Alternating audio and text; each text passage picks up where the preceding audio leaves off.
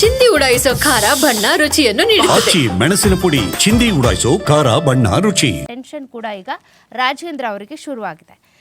ಇನ್ನು ಏರುಪೇರು ನನಗೆ ಹೊಸದಲ್ಲ ಅಂತ ಕೂಡ KN ರಾಜಣ್ಣ ಅವರು ಇದಕ್ಕೆ ಸಂಬಂಧಪಟ್ಟಂತೆ ರಿಯಾಕ್ಟ್ ಮಾಡಿರೋದು. ರಾಜಕೀಯದ ಏರುಪೇರುಗಳು ನನಗೆ ಹೊಸದೇನಲ್ಲ. ಅಭಿಮಾನಿಗಳು ಬೆಂಬಲಿಗರು ಯಾವುದೇ ಕಾರಣಕ್ಕೂ ಅತಿರೇಕವನ್ನು ವರ್ತನೆಯನ್ನು ತೋರಿಸ್ಬೇಡಿ ಅಂತ. ಅಂದರೆ ಮಧುಗಿರಿಯಲ್ಲಿ ಇಬ್ಬರು ಆತ್ಮಹತ್ಯೆ ಮಾಡ್ಕೊಳ್ಳೋದಕ್ಕೆ ಮುಂದಾಗಿದ್ರಲ್ಲ, ಒಬ್ಬರು ಪೆಟ್ರೋಲ್ ಸುರ್ಕೊಂಡ್ರು, ಇನ್ನೊಬ್ಬರು ವಿಷ ಸೇವನೆ ಮಾಡಿ ಆತ್ಮಹತ್ಯೆಗೆ ಮುಂದಾದ್ರಲ್ಲ.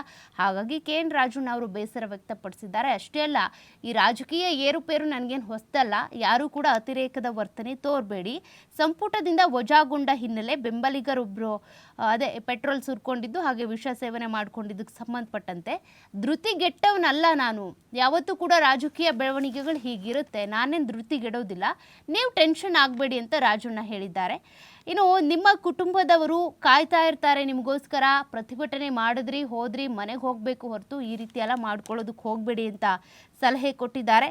CM ಸಿದ್ದರಾಮಯ್ಯ ಅವರ ಕೈ ಬಲಪಡಿಸಬೇಕು ಅನ್ನುವಂಥ ಕಾರಣಕ್ಕೆ ನಾನು ಈ ರೀತಿಯಾಗಿ ನಿರ್ಧಾರವನ್ನು ತೆಗೆದುಕೊಂಡಿದ್ದೀನಿ. ಸಂಪುಟದಿಂದ ಹೊರಗೆ ಬಂದರೂ ಪರವಾಗಿಲ್ಲ, ಇದರಿಂದ ಸಿದ್ದರಾಮಯ್ಯನವರ ಕೈ ಬಲಪಡುತ್ತೆ ಅಂತೇಳಿ ಹೇಳಿದ್ದಾರೆ. ಇದು ಯಾವ ಥರ ಅನ್ನೋದು ಇನ್ನೂ ಕೂಡ ಗೊತ್ತಿಲ್ಲ. ಅವತ್ತಿಂದ ಕೂಡ ಅದನ್ನೇ ಹೇಳ್ತಾ ಇರೋದು ರಾಜಣ್ಣ ಅವರು, ಇದರಿಂದಾಗಿ ಸಿದ್ದರಾಮಯ್ಯನವರ ಕೈ ಬಲಪಡಿಸ್ತೀನಿ ಅಂತೇಳಿ. ಬಟ್ ಅದು ನಿಜಕ್ಕೂ ಕೂಡ ಆಗುತ್ತಾ? ಹೈಕಮಾಂಡ್ ಅದೇ ಸೂಚನೆಯನ್ನೇ ಕೊಟ್ಟಿದ್ದ, ಅದನ್ನು ನಾವು ಗಮನಿಸಬೇಕಾಗಿದೆ. ಮತ್ತೊಂದು ಕಡೆ